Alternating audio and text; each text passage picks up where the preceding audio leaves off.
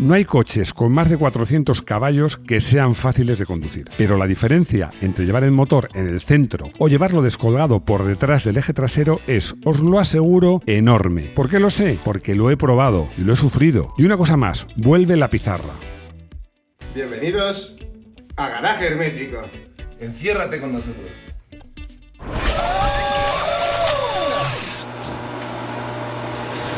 Como veis, comienzo este vídeo sin guión. ¿Por qué? Porque voy a empezar contando una anécdota. Una anécdota que es un poco el espíritu, representa el espíritu de este vídeo. Una anécdota de cuando yo era director de una revista líder del motor en ese momento.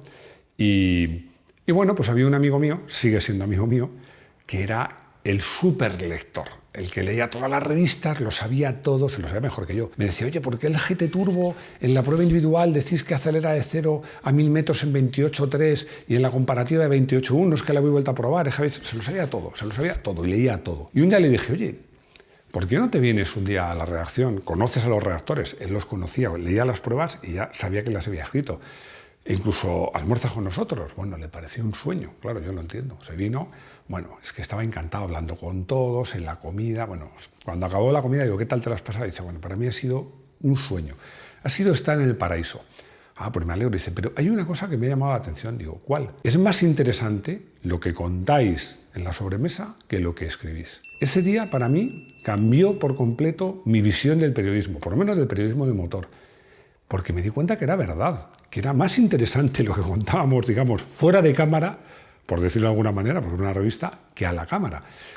Y en ese momento recibí una de las mejores lecciones de periodismo que he recibido nunca de una persona que no es periodista. Y cambió mi forma de abordar el periodismo. Ya decidí que iba a ser un contador de historias. Da igual que fueran escritas, o que fueran podcasts, o que fueran vídeos. Si queréis ver pruebas de modelos concretos, de Porsche o de Ferrari, o queréis ver vídeos de how to do, de cómo se hacen determinadas cosas, este no es vuestro canal. Hay canales fantásticos que lo hacen. Este es un canal en el que se cuentan historias. Esas historias que contamos entre aficionados en la sobremesa o tomando una caña en un bar. Y pensando en eso, pues pensé en hacer este vídeo. ¿Qué modelos vamos a analizar? Coches con motor posterior, cuando digo posterior es descolgado por detrás del eje trasero, hay muchos, pero todos de la misma marca y el mismo modelo. Porsche 911. Bueno, también hubo el Alpine, pero Alpine, bueno, pues ya no se fabrica, se fabricaron pocas unidades. Coches con motor central hay más, muchísimos más. Como decía mi hija cuando era pequeña, muchísimos más. Bueno, es que los hay modestos, porque no me quiero olvidar de coches, me los he apuntado aquí algunos. El Fiat X1/9, el Opel Speedster, el Renault Spider, el Toyota MR2. Luego, bueno, toda la corte de Porsche, porque el 911 de motor posterior, pero el Boxster, el Cayman, los ahora 716 y 718, llevan motor central. Y bueno, no me quiero olvidar de los Lotus. O sea, coches con motores centrales con motor central hay un montón. Para el tema que nos ocupa, que es la diferencia que hay entre conducir un coche con el motor ahí detrás, a ver, me explico bien, no ahí detrás, sino ahí detrás o ahí detrás, es decir, central o posterior, pues he elegido como referencia, porque hablaré de coches que he probado, de muchos coches, pero como referencia he elegido dos coches que conozco muy bien, dos modelos concretos. Uno, el Porsche 911 Turbo S, el de código interno 997, que es un coche del 2006, bueno, 2006 a 2013, que probé muy a fondo en el año 2015, que tenía 530 caballos. Y por el otro lado, un Ferrari con motor central. He probado varios, iba a decir muchos, no muchos, pero bastantes, pero he elegido el Ferrari 430, porque tiene una potencia muy parecida, 490 caballos. Pero insisto una cosa, como fotos de recursos, Rodrigo le he pasado fotos de cuando he probado un Audi R8 S Plus, de Montmeló, en circuito, con 610 caballos. Cuando probé un Carrera S, que también hicimos una prueba de largo recorrido, menos potente, pero también con motor trasero. O sea, podría ver fotos de otros coches, pero como referencia vamos a utilizar estos dos coches. Un par de advertencias. De estos coches no es que no tenga fotos, es que por motivos que os imagináis no las puedo usar. La otra, voy a analizar, como podéis imaginar, los coches, el comportamiento, digamos, de verdad. Es decir, sin la intromisión de los sistemas electrónicos, porque los sistemas electrónicos no solo enmascaran los problemas, o no digamos los problemas, la personalidad del coche, sino que es que a veces llegan a cambiarla. También hablaremos de eso, pero analizaremos la conducción de estos coches como si los condujésemos sin ayudas electrónicas. ¿Es mejor el motor central? Taxativamente, sí. A ver, ¿por qué todos los coches de competición, no coches de turismos preparados, sino coches nacidos para la competición, llevan el motor central? Blanco y en botella. Es que es mejor. Podemos decir como referencia que el reparto de pesos ideal en un coche, hablo de un coche deportivo, de competición, es un 40% en el tren delantero, más o menos, y un 60% en el tren trasero, pero llevándole la gran mayoría del peso en el centro. ¿Por qué? Porque ese es el mejor reparto de pesos. Lo voy a explicar de una manera muy sencilla. Un coche deportivo o un coche de competición está hecho para que gire rápido y para que tenga velocidad de paso en curva. Y para eso, si tienes mucho peso delante, el coche le cuesta girar más. Con menos peso delante, con algo menos, el coche entra mejor. Pero luego cuando el eje trasero lo acompaña, que tenga más peso atrás, te da más motricidad y hace que progresivamente, porque el tren delantero, digamos, que entra más bruscamente, el tren posterior entra más progresivamente. Pero claro, os voy a poner un ejemplo, el ejemplo de un dardo. Un dardo es el ejemplo de lo que no debe ser un coche deportivo. Un dardo tiene todo el peso delante. Aunque tú lo tires del revés, se pone derecho. Pues imagínate un coche con todo el peso delante. Le va a costar mucho entrar en las curvas. Pero, y esta vez Rodrigo me ha dado permiso porque abuso de los peros, pero esta vez me ha dado permiso. Pero no puedes poner todo el peso atrás porque entonces, ¿qué pasaría? Primero, que con nada de peso el tren delantero le costaría también entrar. Pero es que una vez que ha entrado y llega el tren trasero con todo ese peso, al final todo el coche lo van a tener que sujetar las ruedas traseras, ¿no? Y por último, también tened en cuenta una cosa a la hora de tener ese reparto de potencia, que estamos hablando que lo importante es tomar bien las curvas, pero no todas son curvas. Entonces un coche potente, incluso aunque tenga tracción total, ya sabéis que al acelerar o al arrancar todo el peso se va hacia atrás, aunque sea de tracción total, en una arrancada fuerte la mayor parte del esfuerzo y del peso se va atrás. Entonces interesa que las ruedas posteriores tengan más peso que las delanteras. Por todo eso, lo ideal es el motor central. ¿Por qué el motor detrás? Ya lo hemos explicado en muchas ocasiones porque el 911 lleva el motor detrás, por detrás del eje trasero, pero yo creo que en este vídeo vale la pena volver a explicarlo. Y es que en el momento que salió el Porsche 911 pasaban varias cosas. Uno, lo primero, la tecnología que tenía Porsche, que sabéis que el primer Porsche, el 356, en el fondo era un Volkswagen Escarabajo mejorado, preparado, como queréis llamarlo, llevaba el motor por ahí, es decir, Porsche dominaba esa tecnología. Pero es que además, si tú querías hacer un coche potente, con los neumáticos que había en la época, no tenía más remedio que poner el peso encima del eje. Es decir, o hacías un tracción delantera, que no se estilaba, y además un tracción delantera muy potente, tampoco es competitivo, o ponías el motor ahí detrás. Es esa razón por la que Porsche puso el motor ahí detrás, por cierto, la misma razón por la que Alpine también puso en sus coches el motor ahí detrás. A estas razones técnicas, en los años 80, que esto lo contamos en el vídeo de 911 Carrera RS, los mejores Porsches, se le unió una razón comercial. ¿Cuál fue esta? Que en estos años Porsche ya era consciente, fijaros, que estamos hablando de los 80, estamos en 2021. Porsche ya pensó que esa arquitectura con el motor ahí descolgado no funcionaba y apostó en el 928 por el motor delantero, central delantero, es decir, por detrás del eje delantero. Pero es que no tuvo ningún éxito. Entonces, Porsche ha sido una marca que ha estado ligada de alguna manera a su 911, a su modelo de bandera y a la tecnología de ese coche. Pero esas razones aún hoy son más de marketing que realmente técnicas.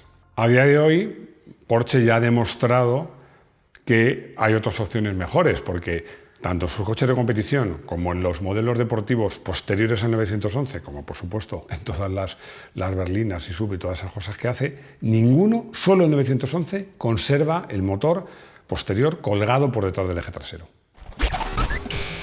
¿Es difícil conducir un coche con motor central? Sí es difícil, y muy difícil. ¿Y por qué? Os voy a dar varias razones, pero os voy a dar una que yo creo que es una norma que nunca hay que olvidar, y es que un coche, cuanto más eficaz, más complicado de conducir. Os voy a contar algo que no es una anécdota en sí, pero que también me marcó un poco la forma de ver estas cosas cuando era solo lector. Lector de muchas revistas, pero entre ellas una de las revistas, para mí, una de las mejores revistas deportivas que ha existido nunca, que era la revista Fórmula. En un número de Fórmula hacía una entrevista a un pilotazo que es de la familia, porque Jack Hicks debería salir en los créditos como uno más, Jack Hicks. Es que Jack Hicks, aparte de ser un tipo simpático y un piloto muy bueno, es que es muy ecléctico, es que va bien con cualquier cosa. Pero no es que vaya bien con cualquier cosa, no, sino que eran otros tiempos, compaginaba varias cosas. O sea, él acaba de dejar de correr en la Fórmula 1, recientemente corría para Porsche, pero corría resistencia, y corría con coches, digamos, biplazas de competición, los Porsche 936, diseñados para competir, o con coches preparados, que en la famosa época de los Silueta Grupo 5, que eran 911, con el motor, por cierto, posterior. Y le preguntaban qué era más difícil de conducir. La respuesta me encantó, porque él dijo que cuanto más alto era el límite de un coche, era una línea más delgada. Y él decía, en un turismo, en un gran turismo preparado, el límite es... Si lo pintaras en el circuito es una línea relativamente gruesa, o sea, puedes estar en ese límite y jugar, se te va un poquito, corriges, te puedes hacer con él, puedes estar en el límite, incluso sobrepasarlo un poquito y hacerte con él. Pero cuando subes un peldaño a un coche biplaza, pero netamente de competición, esa línea, ese límite ya es una línea muy finita. Ya, si te pasas, ya es difícil hacerte con el coche, dice. Y en un Fórmula 1 es el filo de una navaja. Si te pasas ya estás fuera. Tienes que ir justo al límite o un poquito más dentro. Es decir, tomad nota de esto. Cuanto más eficaz es un coche, más complicado es de llevar. Un tracción delantera, si está bien hecho, puede ser razonablemente eficaz, pero sobre todo es un coche muy progresivo. Y un coche con motor delantero y propulsión trasera también puede ser bastante progresivo. Como diría Hicks, es un coche que empieza a deslizar o incluso derrapar antes de que esa derrapada sea completamente incontrolable. En un coche con motor central, el paso por curva es rapidísimo, es muy rápido. Y cuando el coche ya te das cuenta de que se va, suele ser ya demasiado tarde. Y os digo una cosa, no penséis que esto pasa en un Ferrari F430 porque es un coche muy potente. Es que recuerdo, por ejemplo, probando en circuito un Toyota MR2 de 140 caballos, que es que pasa lo mismo. Es que la potencia... Con un coche potente, cuando empieza a deslizar, a lo mejor la potencia te saca del lío. Y con solo 140 caballos se va justo al límite, no. También recuerdo, por ejemplo, dos sesiones de fotos distintas, las dos en el Jarama. Una con un Renault Spider de 150 caballos y otra con el F40 de 480 caballos. Os digo una cosa, era más fácil salir derrapando de las curvas con el Ferrari que con el Spider, porque el Spider... ibas tan rápido, pero cuando se iba, es que llevas a tope. Los caballos no te iban a ayudar, ya el trompo estaba asegurado. En cambio, con el Ferrari empezaba a cruzarse, le dabas, los caballos te sacaban del apuro. O sea que no es cuestión de potencia, es cuestión de lo rápido y lo eficaz que es un coche de motor central en su paso por curva. ¿Es difícil conducir un coche con motor trasero? Más difícil. El motivo, en realidad son dos. Primero, que es que el límite está más cerca, es menos rápido, y luego que el comportamiento varía mucho. Yo creo que esto ya os lo comenté, lo he comentado en algún vídeo, que yo era un apasionado cuando era aficionado al 911, hasta que probé el primer 911. Me pareció un invento del demonio, porque es que llegaba a las curvas, sobre todo a las lentas, el coche no entraba y subviraba, pero cuando ya conseguía que girase y aceleraba, el coche derrapaba un montón. Bueno, y luego además, como os he dicho, el límite está, sobre todo la velocidad de paso por curva, es más baja, con lo cual es más fácil sobrepasar ese límite. Y cuando lo sobrepasas y el coche derrapa, el motor ahí detrás actúa como un péndulo, sobre todo si hay curvas enlazadas. Es muy corriente, si os fijáis en otros vídeos, como muchas veces los Porsche, otros coches también, pero los Porsche 911 es muy corriente. Inician un trompo, si la curva, imaginaos que es a derecha, hacia la izquierda y acaban haciendo el trompo. Si la curva es a derecha, el coche se derrapa así y cuando el coche agarra, acaban haciendo un trompo justo hacia el lado contrario. Es muy típico de un coche con motor colgado por detrás del eje posterior. ¿Cómo se conduce un coche con motor central? ¿Has visto a Verstappen o a Hamilton? Seguro que los has visto en la Fórmula 1. Te habrás fijado una cosa. El coche puede hacer movimientos, porque es un Fórmula 1, es un coche muy nervioso, pero tú fíjate Obvia esos movimientos de nerviosismo del coche y fíjate en las trazadas. Me encanta sobre todo cuando hay tomas cenitales. Trazan con tiralíneas, pero es que dibujan las curvas.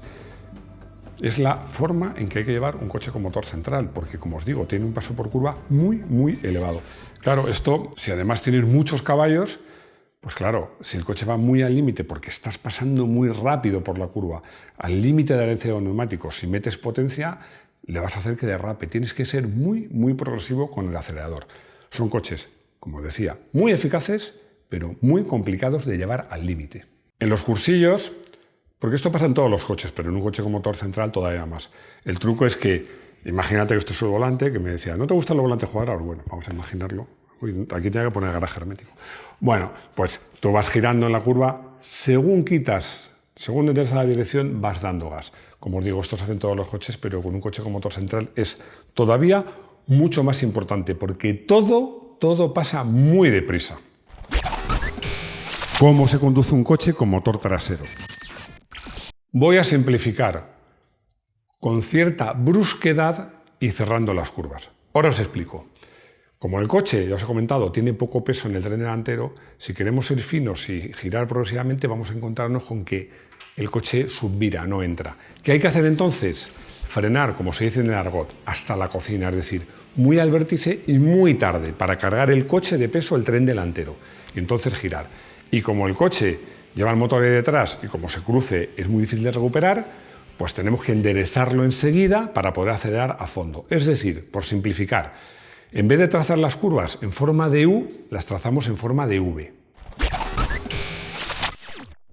Hoy volvemos a tener pizarra porque yo creo que es la forma más fácil de que entendáis esa diferencia que os digo de trazar en U o en V. Lo voy a hacer un poquito más exagerado. Aquí lo he puesto, no se entiende nada porque tengo una letra muy mala, ya me lo ha dicho Rodrigo. En azul el motor central y en rojo con el motor trasero. ¿Cuál sería la trazada? Insisto, le voy a exagerar un poquito. Con un motor central la trazada es de Fórmula 1, como os decía, la que puede hacer Hamilton o Verstappen. El coche viene por aquí, frena y entra progresivamente. Bueno, se ha salido un poquito porque está pisando el arcén. Si os fijáis, frena hasta aquí, da más curva al principio porque va más despacio y el vértice no toca aquí, sino casi, insisto, exagerado un poquito, a la salida de la curva. Esta sería la trazada tipo, bueno, en general es una buena trazada con cualquier coche, pero es especialmente ideal para un coche de motor central. Ahora vamos a coger un coche con motor trasero, que es un Porsche. Como os digo, si esto lo hiciéramos con un Porsche, tendríamos dificultades aquí al girar. El coche se nos abriría, iríamos hasta aquí, bueno, recorreríamos un montón de metros porque tendríamos el coche aquí mirando para allá, no podríamos acelerar, en fin, un lío. ¿Qué haremos con un Porsche? Como os he dicho, ser mucho más agresivos. Es decir, llegamos y nos tiramos, como se dice en argot, a la cocina, casi rectos. Es decir, vamos por aquí y nos tiramos aquí.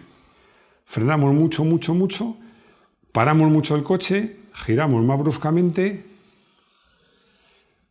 y como veis, hacemos una trazada mucho más brusca. Frenamos más tarde, bueno, aquí yo creo que incluso se podría tirarse un poco antes para frenar dentro, aunque perdamos el vértice. Giramos muy brusco y enderezamos el coche lo antes posible. Como os digo, una trazada, como veis, una es en forma de U y otra es más bien en forma de V. Aquí es donde está la diferencia, que el giro es más brusco, pero como os digo, esto lo dibujo un poquito mal. Yo creo que se puede ser aún más agresivo. Se puede ir hasta aquí. Pero bueno, son minucias, ¿eh? Es que son los problemas del directo.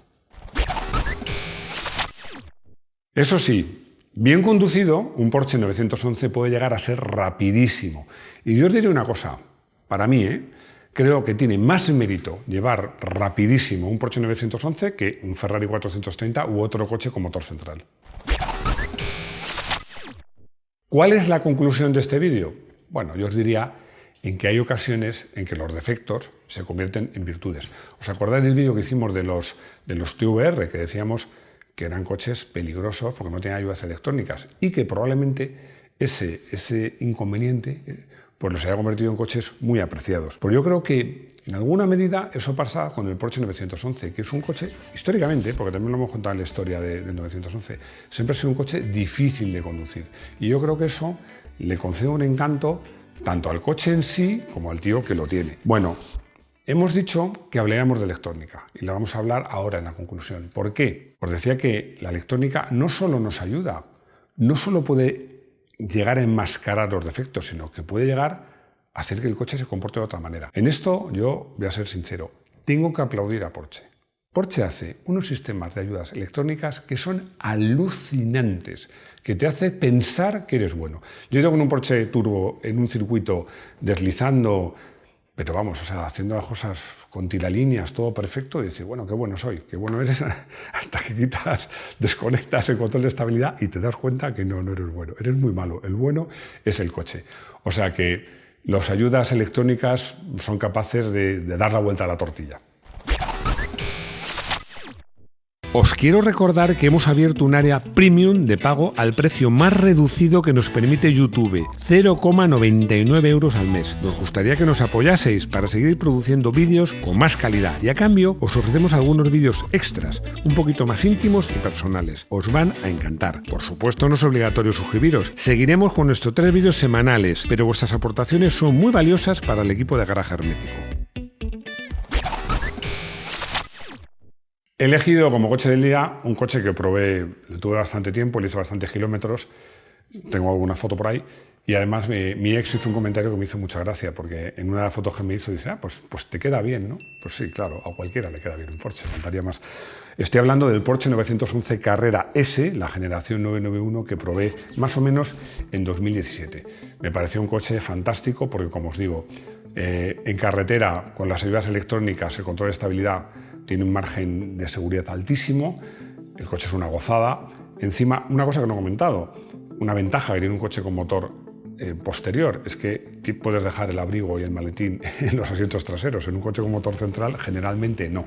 Pero bueno, el coche era una pasada y os puedo contar una anécdota porque era de color rojo. Me acuerdo que estaba echando gasolina, era de noche, una gasolinera en las afueras de Madrid y pararon unos chavales jóvenes al lado y dijeron, ¡jo! ¡Qué Ferrari tan bonito! En fin, un ojo espectacular. Marcos nos ha escrito, yo creo que ha escrito para darnos envidia, sobre todo, porque él dice que está pensando en comprarse un 911 nuevo. Pues qué envidia. Marcos, la envidia, no creo en la envidia sana, pero la pregunta es si no será un coche demasiado difícil de conducir para él. Mira, te voy a responder, ya te he respondido en el fondo, en la conclusión del vídeo, que la electrónica que tiene Porsche es fantástica. Yo te voy a dar 2 consejos. 1, que cuando lleves un tiempo con el coche hagas un cursillo de conducción. Y 2, que nunca, yo te diría que incluso ni en circuito, pero desde luego fuera de los circuitos, nunca jamás desconectes el control de estabilidad. Mariano también tiene problemillas con su coche presente. Es un Toyota MR2 y dice que es un coche que le ha dado 2 o 3 sustitos, que de hecho, incluso uno de ellos en una carrera de montaña hizo un trompo. ¿Qué hace? ¿Si lo vende o se lo queda? A ver, yo te diría una cosa. Primero, prudencia. Segundo, coche perfectamente a punto. Y tercero, que hagas un cursillo o unas rodadas en circuito con ese coche. Y si ves que no te haces con él, pues véndelo, porque en carretera sustitos pocos, ¿eh? Y ya hemos llegado al final del vídeo. Bueno, espero que os haya gustado esta conversación entre amigos. Espero, bueno, no sé si me he explicado suficientemente bien. Si no, pues me lo decís y volvemos sobre el tema. Y bueno, pues ya sabéis que espero vuestros comentarios, todas esas cosas que digo siempre. Y os recuerdo que tenemos una web nueva que mola mucho, que tenemos vídeos de motos en Moto1 Pro, que tenemos podcast los lunes específicos y que ya falta menos para los 500.000 y para esa fiesta que haremos. Y sobre todo espero veros de nuevo en nuestro garaje hermético. Hasta pronto.